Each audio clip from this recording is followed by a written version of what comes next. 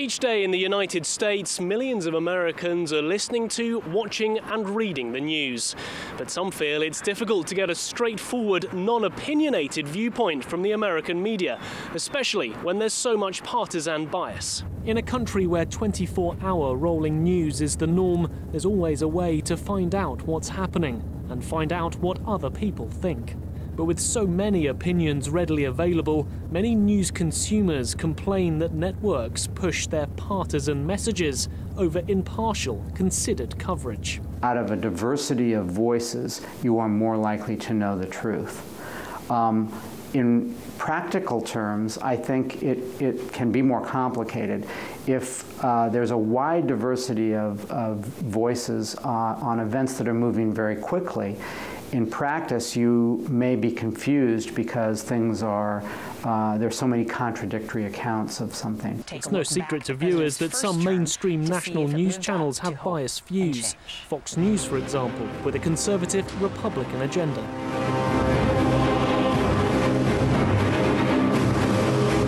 Whereas at the other end of the viewing spectrum is MSNBC, which brands itself as being politically progressive. You may know going on a certain show that there's a bias. Each channel has their own axe to grind. Fox favouring Republican Mitt Romney, MSNBC siding with Democrat Barack Obama. You hear about a polarized American political landscape, and then if you were to watch MSNBC and then on the same night, at the same time, watch Fox, it looks like alternate reality. It's hard to even square the circle, if you will, because their version of events is so drastically different. Republicans feel too many mainstream outlets have an embedded, underlying liberal bias, with left-leaning journalists hyping the propaganda against Mitt Romney rather than checking the facts, something that frustrates Republican pollster John McHenry. We talk about an echo chamber in the 80s and in the 90s, but now it's the second something happens, every other media pundit in the world is reading what every other media pundit is talking about. So it just builds on itself, and people are way out in front of the story without going back and doing some reporting and without saying, well, let's see what voters think about this. Even in New York City and Washington, D.C., politically liberal areas of the country, there's not a lot of trust for the media. I think the media coverage of our election is mostly biased. I mean, I think we all can agree that it's a liberal bias. The media does influence the outcome of the election because, first of all, people like to hear what they want to hear. So because the media knows how to edit and chop up certain things, they know how to really put it out there to influence this person's opinions as opposed to this person's opinion. It's all corrupt.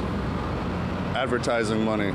It all influences on how we get our information. I think people have the opportunity to get the news that they want to hear, depending on the news outlet that they choose to watch. Far from the political nerve center of Washington, D.C. on America's west coast is California, where voters' Democrat-leaning is so well established that candidates seldom campaign here.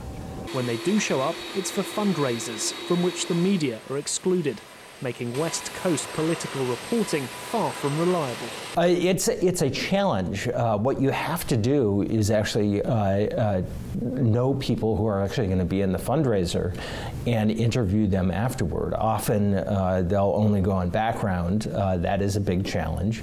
And you also have to be somewhat circumspect about quoting the candidate directly when you're getting something secondhand. But whether they like to admit it or not, the relationship with the media is one that politicians need and readily exploit, using the media to reach a much larger national audience. With freedom of speech and freedom of the press written into the American Constitution, it seems that whatever a person's outlook, there's likely to be a media outlet catering for their tastes. Some feel, though, with so many specialist websites and political bloggers, it's difficult to get an unbiased view. It seems, though, that filtering out the partisan opinions and focusing on the facts is all part of the media minefield that needs navigating in the run-up to the election. This is Nick Harper for JN1 in Washington, D.C.